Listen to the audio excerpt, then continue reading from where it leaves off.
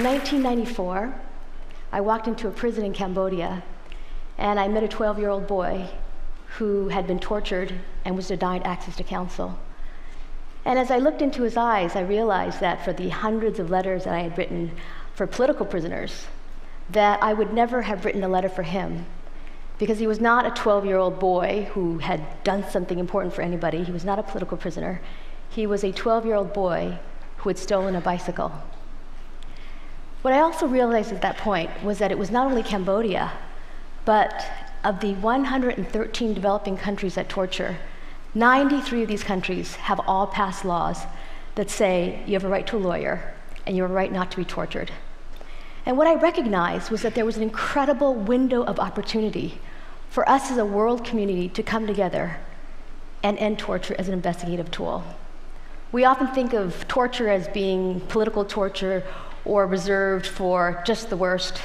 But in fact, 95% of torture today is not for political prisoners.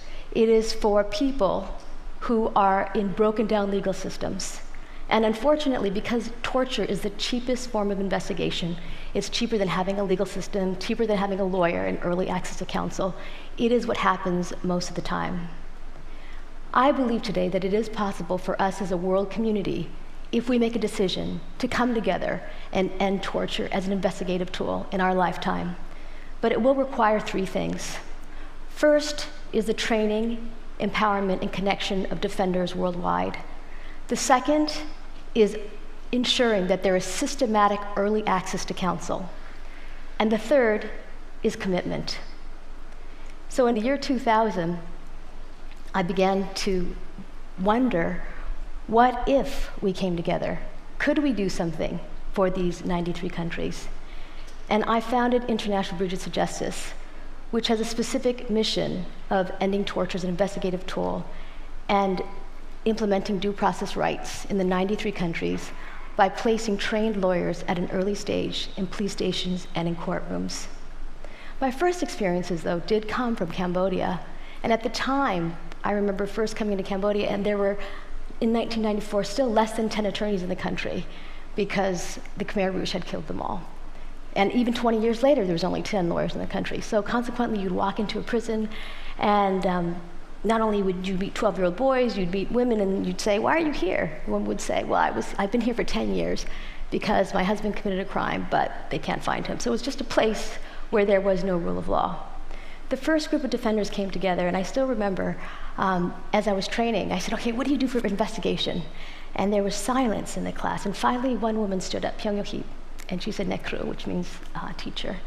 She said, "I have defended more than 100 people, and I've never had to do any investigation because they all come with confessions." And we talked about, as a class, the fact that, number one, the confessions might not be reliable, but number two, we did not want to encourage the police to keep doing this, especially as it was now against the law. And it took a lot of courage for these defenders to decide that they would begin to stand up and support each other in implementing these laws. And I still remember the first cases where they came, all 25 together.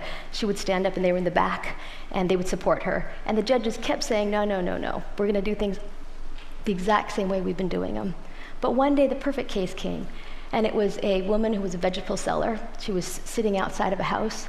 She says she actually saw the person run out, who she thinks stole whatever the jewelry was. But the police came, they got her, there was nothing on her.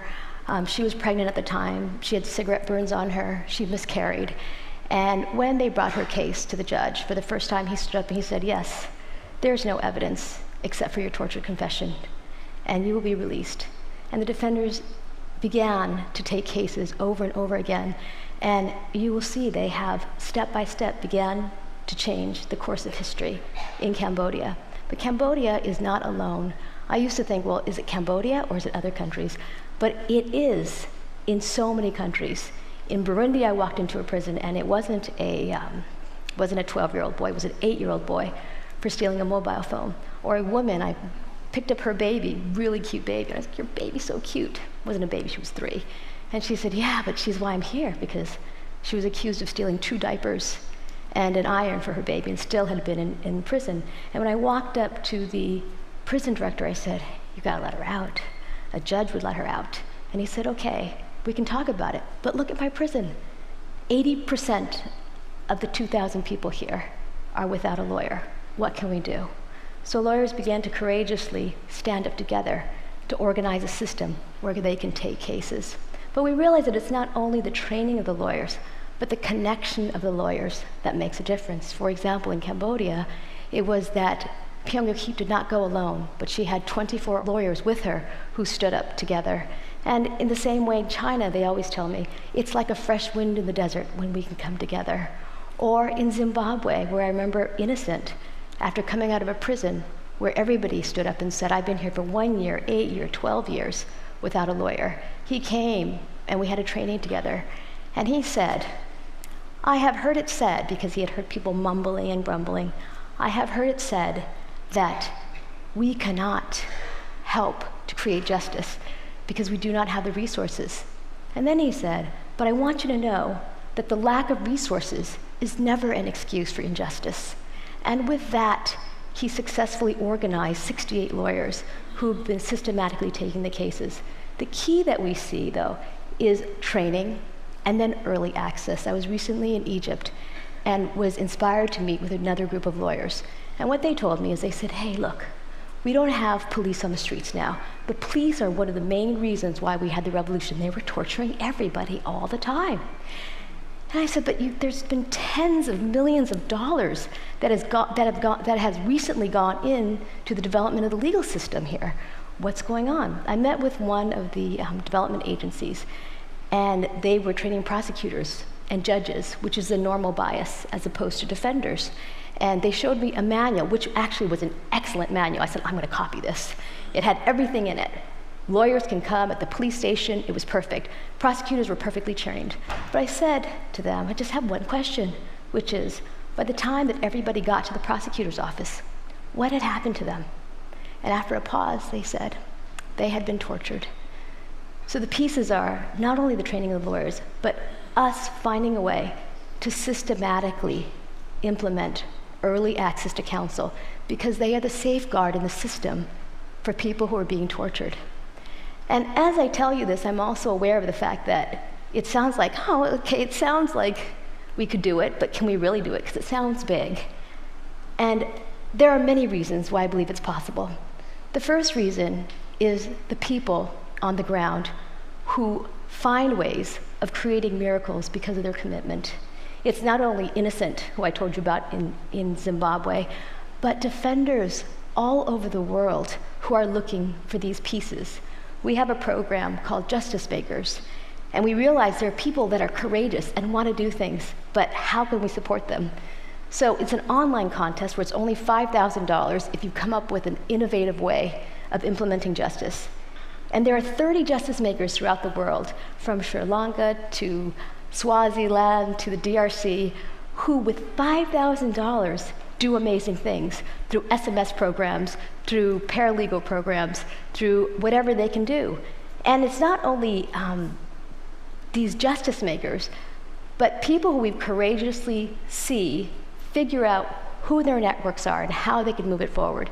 So in China, for instance, great laws came out where it says police cannot torture people or they will be punished. And I was sitting side by side with one of our very courageous lawyers and said, how can we get this out? How can we make sure that this is implemented? This is fantastic. And he said to me, well, do you have money? And I said, no. And he said, that's okay. We could still figure it out. And on December 4th, he organized 3,000 members of the Youth Communist League from 14 of the top law schools who organized themselves, developed posters with the new laws, and went to the police stations and began what he says is a nonviolent legal revolution to protect citizen rights.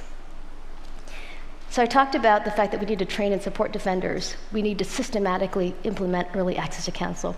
But the third and most important thing is that we make a commitment to this. And people often say to me, you know, this is great, but it's wildly idealistic, never going to happen. And the reason that I think that those words are interesting is because those were the same kinds of words that were used for people who decided they would end slavery or end apartheid. It began with a small group of people who decided they would commit. Now, there's one of our favorite poems from the defenders, which they share from each other, is, "Take courage, friends. The road is often long, the path is never clear, and the stakes are very high. But deep down, you are not alone." And I believe that if we can come together as a world community to support not only defenders, but also everyone in the system who is looking towards it, we can end torture as an investigative tool. I end always, because I'm sure the questions are, and I'd be happy to talk to you at any point, but what can I really do? Well, I would say this. First of all, you know what you can do. But second of all, I would leave you with the story of Vishna, who actually was my inspiration for starting International Bridges in Nessus. Vishna was a 4-year-old boy when I met him, who was born in a Cambodian prison in Kandal province. But because he was born in the prison, everybody loved him, including the guards. So he was the only one who was allowed to come in and out of the bars. So, there's bars. And by the time I met him, Vishna was getting bigger, which means what gets bigger? Your head gets bigger. So he would come to the first bar, the second bar, and then the third bar, and then really slowly move his head so he could fit through and come back third, second, first. And he would grab my pinky, because what he wanted to do every day is he wanted to go visit. Now, he never quite made it to all of them every day, but he wanted to visit all 156 prisoners. And I would lift him and he would put his fingers through. Or if they were dark cells, it was like iron corrugated and he would put his fingers through. And most of the prisoners said that he was their greatest joy and their sunshine, and they looked forward to him. And I always thought, here's Vishna. He's a 4-year-old boy. He's born in a prison with almost nothing, no material goods. But he had a sense of his own heroic journey, which I believe we are all born into. And he said, probably, I can't do everything, but I'm one. I can do something, and I will do the one thing that I can do. So I thank you for having the prophetic imagination to imagine the shaping of a new world with us together, and invite you into this journey with us.